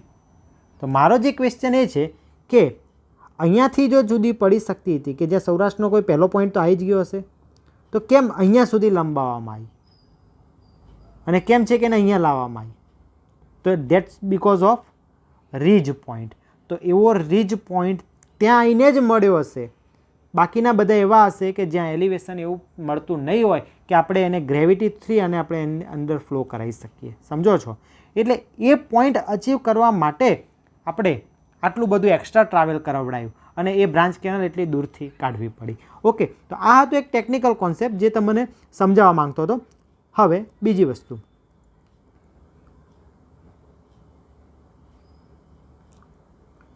રીજ પોઈન્ટ મેં કીધું એ પ્રમાણે મેક્સિમમ પોઈન્ટ છે જે તે સેક્શન ઉપર. હવે એક નવો સેક્શન ડ્રો કરું, રેડ કલરથી ડ્રો કરું, જેનું હું એલિવેશન અહીંયા બતાવી દઉં 95. ઓકે, તો કન્ડિશન કંઈક આવી થઈ કે 92ના આરએલ પર જતી હતી અને અચાનક 95નું આરએલ આવી ગયું.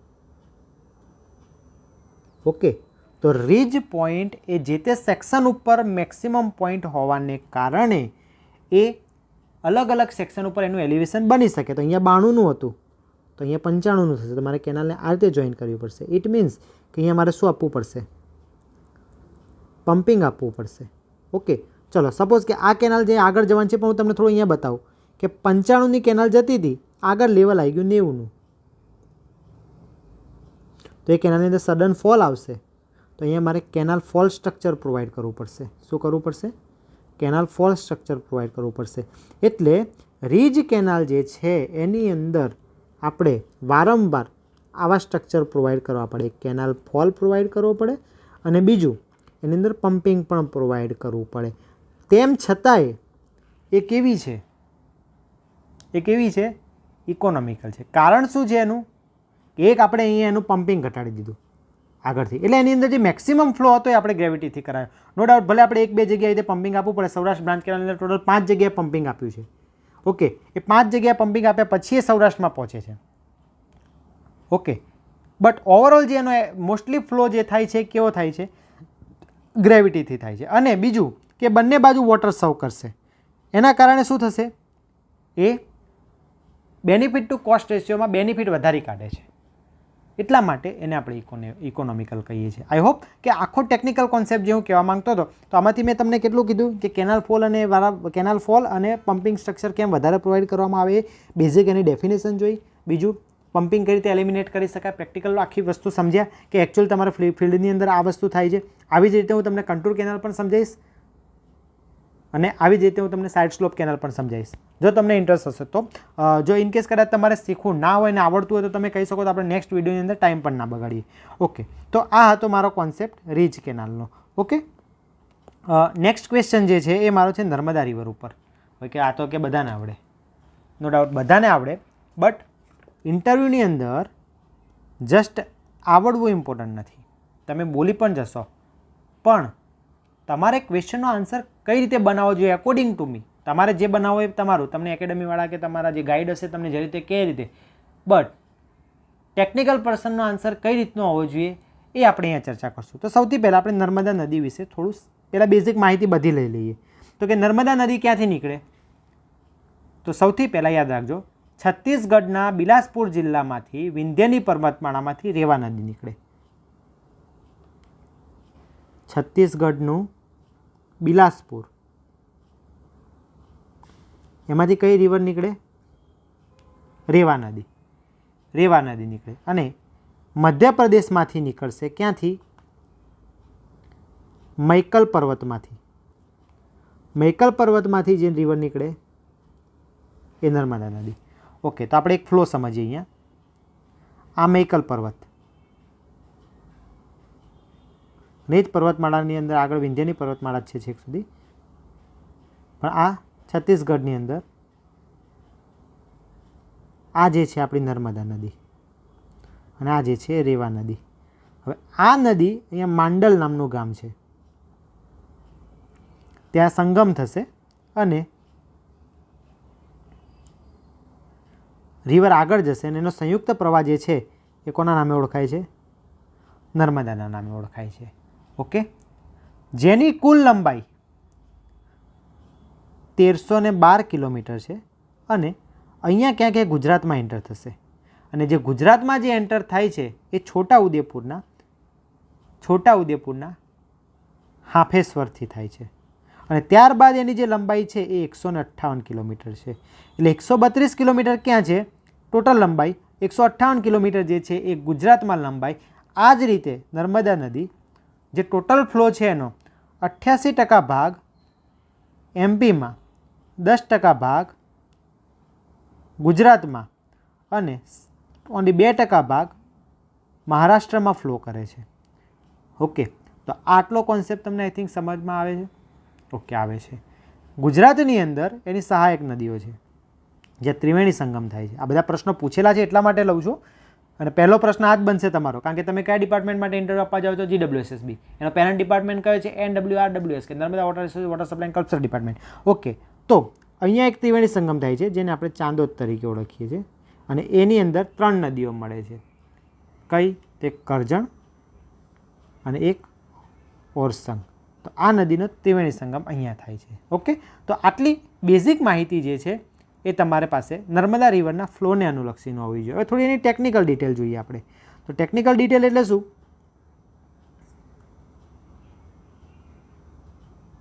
ગુજરાતનો પોઈન્ટ આપણે યાદ રાખશું.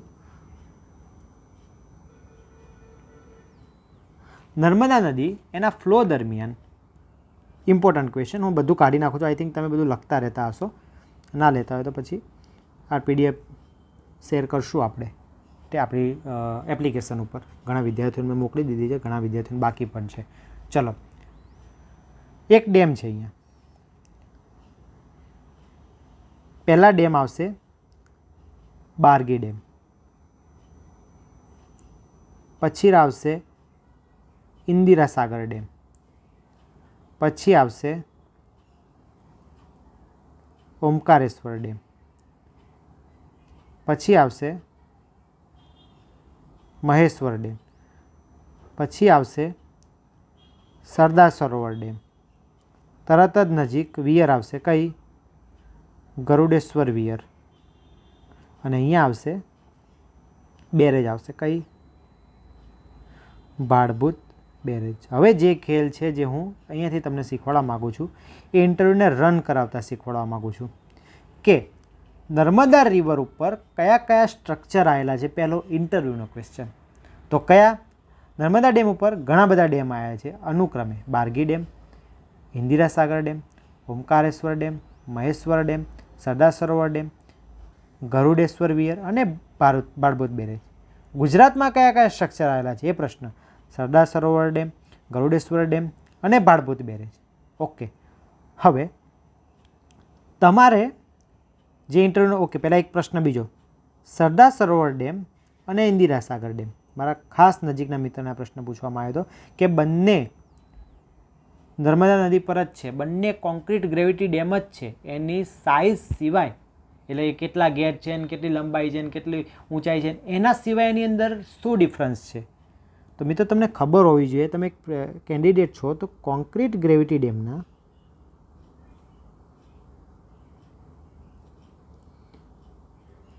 પ્લાનના આધારે એને 2 ભાગમાં કન્વર્ટ કરવામાં આવે.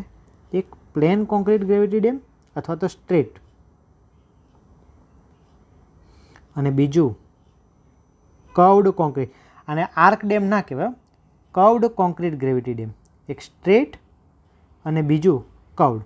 તો જે સરદાર સરોવર ડેમ જે છે એ સ્ટ્રેટ કોન્ક્રીટ ગ્રેવિટી ડેમ છે, પણ થોડો સ્લાઇટ વચ્ચેથી કર્વ છે, પણ એ બહુ નોર્મલ. જ્યારે ઇન્દિરા સાગર ડેમ જે છે એ કર્વડ કોન્ક્રીટ ગ્રેવિટી ડેમ છે. આ કયા ડેમની વાત કરીએ? ઇન્દિરા સાગર ડેમની. ઓકે, ઇન્દિરા સાગર ડેમની. તો આ એક પણ પ્રશ્ન હતો. કયા કયા સ્ટ્રક્ચર આવે એ પણ પ્રશ્ન થઈ ગયો. તો હવે તમને પહેલો પ્રશ્ન એવો પૂછશે કે નર્મદા નદી વિશે તમે શું જાણો છો?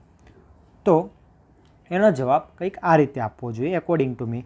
તો સર, નર્મદા નદી જે છે જેની કુલ લંબાઈ 1312 કિલોમીટર છે, જે મધ્યપ્રદેશમાંથી નીકળીને અરબ સાગરને મળે છે. કુલ લંબાઈ પૈકી 158 કિલોમીટર લંબાઈ ગુજરાતમાં છે અને બાકીની લંબાઈ મોટે ભાગેની મધ્યપ્રદેશમાં છે અને અમુક હિસ્સો એનો મહારાષ્ટ્રમાં છે. જેની અંદર ડિટેલ આન્સર આપવાનું કહું છું. જેની ઉપર કન્સ્ટ્રક્ટ થયેલા અગત્યના સ્ટ્રક્ચરોમાં Bargi dam, Indira Sagar dam, Omkareshwar dam, Maheshwar dam, Sardar Sarovar dam, Garudeshwar weir, Bhadbhut barrage વગેરેનો સમાવેશ થાય છે. ઓકે, આનો આન્સર આપવાથી તમારું ઇન્ટરવ્યૂ થોડું ઘણું, જો તમને ઇરિગેશન એન્જિનિયરિંગ સબ્જેક્ટ ગમતો હોય, અને મોટે ભાગેના કેન્ડિડેટ મારા ધ્યાનમાં છે બધા ઇરિગેશનનું ઇન્ટરવ્યૂ આપીને બેસેલા છે એવા છે, અને એમાં રહી ગયેલા હશે એવા છે. તો ઓલરેડી એમને આ બધી ડિટેલ્સ તૈયાર કરેલી છે. તો એ લોકો અહીંયાથી ઇન્ટરવ્યૂને થોડું ડાયવર્ટ કરીને એ સાઈડ લઈ જઈ શકે જો એ લોકો ઈચ્છતા હોય તો. અધરવાઇઝ તમારે જે આન્સર આપવો હોય એ. હવે મારો એક બીજો પ્રેક્ટિકલ ક્વેશ્ચન, જે નર્મદા નદીના ઇવન યુપીએસસીમાં પણ આ પ્રશ્ન પૂછવામાં આવે છે કે વિંધ્યની પર્વતમાળા જે છે એ એરિયામાંથી ઘણી બધી રિવરો નીકળે છે. એમાં મોટે ભાગેની નદીઓ ક્યાં મળે છે? આ બાજુ શું આવી? બંગાળાની ખાડી. પણ ખાલી નર્મદા અને તાપી, નાની નદીઓની વાત નથી કરતો, આપણે સ્પેશિયલ ફોકસ કરીએ નર્મદા. નર્મદા જ કેમ આ સાઈડ આવે છે? ઇટ મીન્સ કે પશ્ચિમથી પૂર્વ, બાકીની બધી ઊંધી જાય છે. પણ આ જ કેમ આ સાઈડ આવે છે? તો એની અંદર એક કોન્સેપ્ટ છે જેને રિફ્ટ વેલી તરીકે ઓળખવામાં આવે. શેના તરીકે ઓળખવામાં આવે? રિફ્ટ વેલી. હવે આ રિફ્ટ વેલી શું છે? તો રિફ્ટ વેલી એક જિયોલોજિકલ ફોર્મેશન છે જેની ડેફિનેશન શું? Low land areas that are formed by the movement of the earth's tectonic plate. It means કે આ મારી ટેક્ટોનિક પ્લેટ છે, બે એકબીજાની ઉપર છે અત્યારે, એ રીતનું છે. હવે આની મૂવમેન્ટ થાય છે. સપોઝ કે આની આ સાઈડ થઈ ગઈ અને આની આ સાઈડ થઈ ગઈ. ઓકે, તો અહીંયા આવી રીતનું ફોર્મેશન જનરેટ થઈ જશે.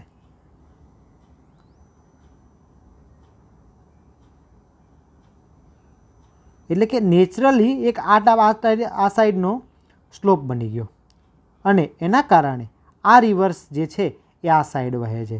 તો એનું રીઝન શું છે? રિફ્ટ વેલી. એને ગુજરાતીમાં બ્રાન્સ ઘાટીનો કોન્સેપ્ટ કહેવાય, બ્રાન્સ ઘાટી કહેવામાં આવે છે. ઓકે, આ રિફ્ટ વેલીના ફોર્મેશનને કારણે નર્મદા નદી ઉપર ઘણા બધા ફોલ જોવા મળે છે. ધુઆધાર ફોલ અને હજુ કદાચ બીજા નામો ભૂલી ગયો, બટ આ બધા જે ફોલ છે એ આના કારણે જોવા મળે છે. ઓકે, જ્યારે બીજી બધી નદીઓમાં પ્રમાણમાં ઓછા. તો જ્યાં રિફ્ટ વેલી બને છે ત્યાં રિવરની અંદર ધોધ વધારે જોવા મળે છે. ઓકે, તો આટલી માહિતી જે છે આઈ થિંક તમારા માટે નર્મદા રિવર માટે ઇનફ છે. ઓકે, બીજું, નર્મદા નદી પર કેટલા ડેમ આવે છે એની કોમેન્ટ તમારે મને કરવાની છે. Okay, next question, telescopic and hub and scope design એટલે શું? ઓકે, પાઇપલાઇન મારે ડિઝાઇન કરવાની છે, એટલે મારા સોર્સથી લઈને અથવા તો મારા એક વોટર ટેન્કથી લઈને વિલેજ સુધી મારે શું કરવાનું છે? વોટરને સર્વ કરવાનું છે. આ મારી વોટર ટેન્ક છે, એ ત્યાંથી સર્વ કરવાનું છે. અહીંયાથી પાઇપલાઇન નીકળશે. તો સમજો, એક કન્ડિશન એવી છે કે હું એક મેઇન પાઇપ આપી દઉં આવી રીતે, એમાંથી દરેક વિલેજને આ રીતે હું વોટર પ્રોવાઈડ કરી દઈશ.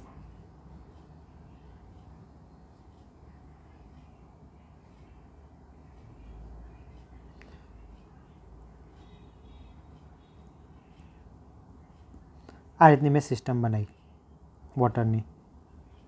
તો આ જે સિસ્ટમ છે એને ટેલિસ્કોપિક સિસ્ટમ કહેવાય, કે જે મેઇન પાઇપલાઇન છે એ મેઇન પાઇપલાઇનમાંથી જ વારંવાર શું કરવાનું? આપણે એને ટેપિંગ આપવાનું. મેઇન લાઇનમાંથી નંબર ઓફ સબ લાઇન કાઢવાની, અને આ રીતનું જે નેટવર્ક બને એને ટેલિસ્કોપિક ડિઝાઇન તરીકે ઓળખવામાં આવે. અને બીજું છે એક hub and spoke. Hub and spoke શું છે? તો એક હબ બનાવવાનું. ઇટ મીન્સ કે સપોઝ કે આ મારી ESR છે, એ ESRની અંદર હું નાનું નેટવર્ક બનાવીશ. આમાં શું થશે? નેટવર્ક મોટું બનશે, ESR જેવું સ્ટ્રક્ચર જે છે એ ઘટી જશે, કે અહીંયા એક જ ESR આવી અને બધી જગ્યાએ સર્વ કરી, તો એક જ જગ્યાએ મોટી ESR બનશે. આમાં શું કરવાનું? નાની ESR બનાવવાની અને એની અંદરથી લિમિટેડ એમાઉન્ટની અંદર શું આપવાના? લિમિટેડ એમાઉન્ટની અંદર આપણે એની અંદર શું આપવાના રહેશે? ટેપિંગ આપવાના રહેશે, જેના કારણે ટેલ એન્ડના વિલેજને તકલીફ ના પડે અને ઓવરઓલ કોસ્ટ જે છે એ આ કેસમાં ઘટી જાય છે. ઓકે, અને વોટર જે છે એ ટેલ એન્ડ સુધી પણ પહોંચી જશે. હવે આ કેસમાં શું થશે ટેલિસ્કોપિકની અંદર? તો ટેલિસ્કોપિકની અંદર શું થાય છે કે અહીંયાથી વોટર આવશે, સૌથી પહેલાં અહીંયા જેનો હેડ ઘટી જશે, અહીંયા પાછો ઘટશે, અહીંયા પાછો ઘટશે, અહીંયા પાછો ઘટશે, એટલે થોડો સમય થશે એટલે ટેલ એન્ડના વિલેજને વોટર મળવાનું બંધ થઈ જશે. તો એનું એક સોલ્યુશન, ત્યારે તમને પ્રેક્ટિકલ પ્રશ્ન પૂછે કે ટેલ એન્ડના વિલેજને તમારે વોટર આપી શકાતું નથી, તો તમે શું કરશો? તો એ વખતે કહીશું કે સર જ્યારે અમે નવી ડિઝાઇન બનાવશું ત્યારે અમે હબ એન્ડ સ્પોક સિસ્ટમનો ઉપયોગ કરશું, જેની અંદર એક સેન્ટ્રલાઇઝ ESR હશે. એટલે આખી સિસ્ટમને આપણે નંબર ઓફ ગ્રુપની અંદર વેચી કાઢશું. આવા બહુ બધા ગ્રુપ હશે. ઓકે, એટલે એક વિલેજ, એક આખી સિટી માટે અથવા એક આખા જિલ્લા માટે આવી રીતે 5 આવી રીતે હબ બનાવીને એમાંથી અલગ અલગ લાઇન કાઢશું, જેના કારણે દરેક લોકોને વ્યવસ્થિત રીતે પાણી મળી રહે. અને ઓવરઓલ જે છે ડિઝાઇન લાઈફ પ્રમાણે જોઈએ તો આ જે છે એની કોસ્ટ જે છે એ આપણને ઓછી મળે છે. ઓકે, તો પ્રેક્ટિકલ ક્વેશ્ચન છે, આ બધી વસ્તુ તમને ખબર હોવી જોઈએ. નાના ક્વેશ્ચન હવે બાકી રહે છે. ગ્રેપ સેમ્પલિંગ અને કમ્પોઝાઇટ સેમ્પલિંગ એટલે શું? તો આ વોટરના સેમ્પલિંગ માટેના છે. તો ગ્રેપ સેમ્પલિંગ એટલે શું? એક જ સેમ્પલ. અને કમ્પોઝાઇટ એટલે એક કરતાં વધારે સેમ્પલ. પણ કેવી રીતે? કોઈ એક વિલેજ અથવા કોઈ એક ટેસ્ટ પોઈન્ટ, ઓકે, આપણે એક પોઈન્ટ કહીએ એને, ટેકનિકલ ભાષામાં પણ પોઈન્ટ જ કહેવામાં આવે. તો આ પોઈન્ટની અંદર હું એક દિવસમાં એક જ સેમ્પલ લઉં તો એને ગ્રેપ સેમ્પલિંગ કહેવાય. અને એ પોઈન્ટમાં એક દિવસમાં હું એક કરતાં વધારે સેમ્પલ લઉં, મલ્ટિપલ સેમ્પલ, તો એને કમ્પોઝાઇટ સેમ્પલ કહેવાય. તો એક્યુરેસી કોની વધશે? આની વધશે. તો હાઈ એક્યુરેસી માટે આપણે કોનો યુઝ કરવામાં આવે છે? કમ્પોઝાઇટ સેમ્પલિંગનો. મોસ્ટલી થતું હોય કયું? Grape sampling. પણ કન્ડિશન લાઇક પેન્ડેમિક, ચોમાસું હોય તો એ વખતે તમારે આ રીતની સિસ્ટમમાં જવું પડે. COVID-19 હતો તો એ વખતે તમારે આવી સિસ્ટમમાં જવું પડે. અને લાસ્ટ એક ક્વેશ્ચન છે, કાઉલ એટલે શું? ઓકે, તો એના માટે એક ફોટો છે આપણી જોડે, તો સમજીએ. આને કાઉલ કહેવામાં આવે. તો કાઉલ એક ડિવાઇસ છે. શું છે? કાઉલ એક ડિવાઇસ છે કે જેને આપણે અંડરગ્રાઉન્ડ સમ્પના ટોપ ઉપર લગાવીએ છીએ. ક્યાં લગાવીએ છીએ? અંડરગ્રાઉન્ડ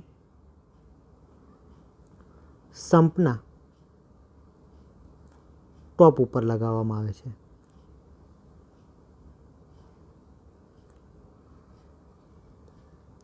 જેનો મેઇન પર્પસ શું છે? વેન્ટિલેશનનો. એટલે કે આ એક વોટર ટેન્ક છે, એની અંદર મેં આ રીતે કાઉલ લગાવી લીધું. આ રીતની કંઈક આવે, અહીંયાથી ફ્રેશ એર જશે. ઓકે, તો એ વોટર જે છે એ ફ્રેશ એરના ટચમાં રહેશે. બીજી વસ્તુ કે કોઈ ટોક્સિક ગેસ જેવું કંઈ જનરેટ થતું હોય ઓછા વત્તા, ક્લિયર વોટર હોય જનરલી, એટલે એવું જનરેટ ના થાય, બટ એ અહીંયા છે એ રિમૂવ થશે. એટલે વોટરની અંદર કોઈ પણ જાતની એક્સ્ટ્રા ઓર્ડર, ખરાબ સ્મેલ જે છે એ નહીં આવે. ઓકે, તો આ જે છે એને આપણે કાઉલ તરીકે ઓળખીએ છીએ, જે તમારે ક્યાં પ્રોવાઈડ કરવામાં આવે છે? અંડરગ્રાઉન્ડ સમ્પના ટોપ ઉપર. જ્યારે સમ્પ મોટો હોય તેની અંદર નંબર ઓફ કાઉલ પ્રોવાઈડ કરવામાં આવે છે. જુઓ, 1 2 3 4 5 કેટલા બધા છે, બરાબર. હવે જનરલી 50,000 લીટરનો સમ્પ હોય તો એની અંદર 1 લાખ લીટરનો હોય તો એમ 2, એવી રીતે એના મલ્ટિપલમાં યુઝ થતો હોય. આવું પ્રેક્ટિકલમાં જોવા મળે છે. ઓકે, તો આ હતો આપણો આજનો વિડીયો, જેની અંદર આપણે બહુ સારા ક્વેશ્ચન મારી દૃષ્ટિએ આપણે ડિસ્કસ કર્યા છે. બટ એ પહેલાં વિડીયો પૂરો કરતાં પહેલાં લાસ્ટ 2 વિડીયોમાં આપણે ભૂલી જઈએ છીએ ઇમ્પોર્ટન્ટ ક્વેશ્ચન કે જે તમારે કવર કરવાના હોય છે કોમેન્ટમાં આપીને આન્સર. તો પહેલો ક્વેશ્ચન જે આપણે આજે ડિસ્કસ કર્યો, ફ્લોરાઇડ, નાઇટ્રેટ અને આર્સેનિકની લિમિટ કેટલી હોવી જોઈએ વોટરની, બરાબર. તમે ફ્લોરાઇડની તમને ખબર હશે, બટ નાઇટ્રેટની પણ ખબર હશે, પણ આર્સેનિકની ખાસ જોઈ લેજો ને, એ જ પ્રશ્ન પૂછે છે. ઓકે, તો ફ્લોરાઇડ, નાઇટ્રેટ અને આર્સેનિકની લિમિટ કેટલી હોવી જોઈએ વોટરની અંદર. અને બીજો મારો ક્વેશ્ચન છે, વોટ ઇઝ ફ્રેન્ચ વેલ. જે લોકો વિડીયો જોવે છે કમ્પલસરી આન્સર આપો. કોમેન્ટ આપવાથી તમને કે એવું કોઈ શરમ રાખવાની કોઈ જરૂર નથી. તમારા માટે જ છે આ બધું.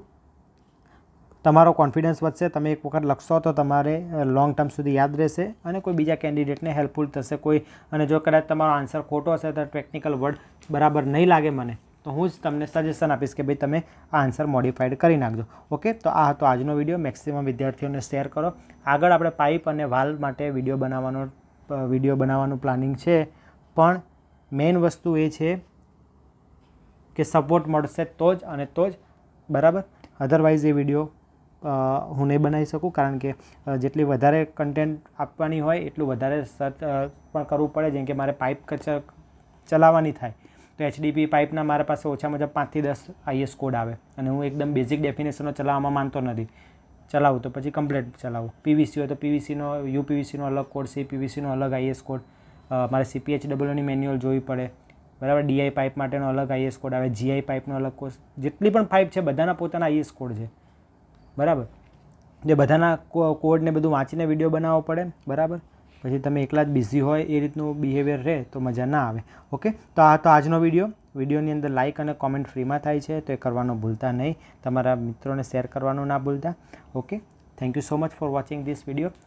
આપણી ચેનલ સાથે બન્યા રહો, વાંચવાનું ચાલુ રાખો, તમારા મમ્મી પપ્પાના સપના પૂરા કરો. જય હિન્દ. મળીએ નેક્સ્ટ વિડીયોમાં.